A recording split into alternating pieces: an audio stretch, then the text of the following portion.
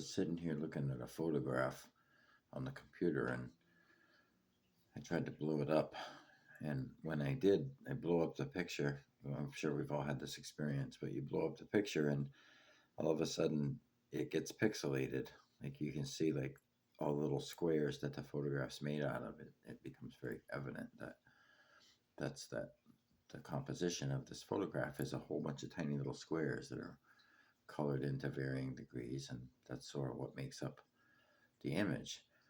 And I think that I was just kind of dawned on me. I was having this thought that people's thinking is very much like that too. I think that we go back to the early days of computing, and I try to make analogies out of things that are easy for people to understand, I guess, or easy for people to understand maybe my idea or my way of thinking about it. And I'm sure I've oversimplified this to the nth degree, but go back to the early days of computing, and computing, was done with 4-bit or 8-bit technology, I guess.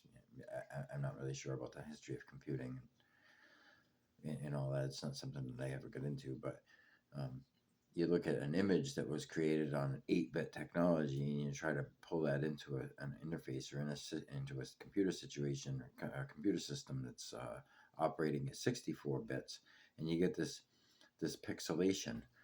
And I've worked as an audio engineer for a long time in my life, and the same is true when you do that with audio. If you take an audio file that's recorded at a high resolution, and there's ways of compressing it down to a low resolution, like an MP3. But once you make an MP3 out of it, if you try to take that MP3 and you turn it back into a WAV file, at a much higher resolution, the music itself gets pixelated. You can hear that sort of noise that gets put in there. It's the rounding errors and such that take place. Sound waves have a natural curve to them.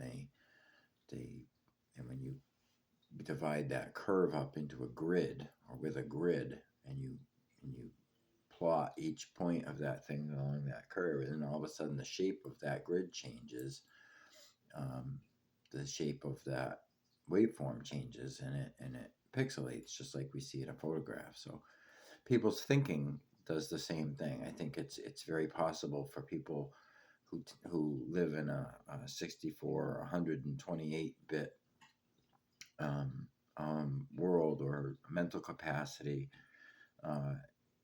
It's very difficult for them to try to translate ideas from an 8-bit world, and vice versa. It goes back and forth. I think it's very difficult for someone who's got a photograph of an idea or sociological, a sociological underpinning or something that's sort of an 8-bit idea that's trying to be used in a 12-bit or a 16-bit or a 32-bit, 64-bit system. It doesn't translate well. It gets pixelated, and I think that we have to try to find a more universal language where we can sort of understand each other. And I think that we, I try to talk about ideas that create solutions, and I point out things because they make me realize that, it's easy to put blame on somebody. It's easy to point the finger and say, well, this is the problem or that's the problem. But without a real constructive analysis of what's going on, with objective viewpoints and all that stuff, we really don't know the full picture. And I think that we get pixelated in our ideas. We formulate an opinion based on 8-bit information, and the big picture, the 64-bit picture that we're trying to operate in here, that 8-bit image just gets really distorted and hard to understand. And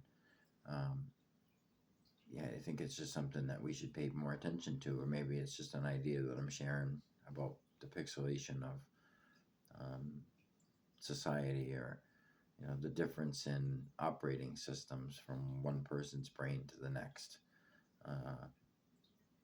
Anyways, thanks.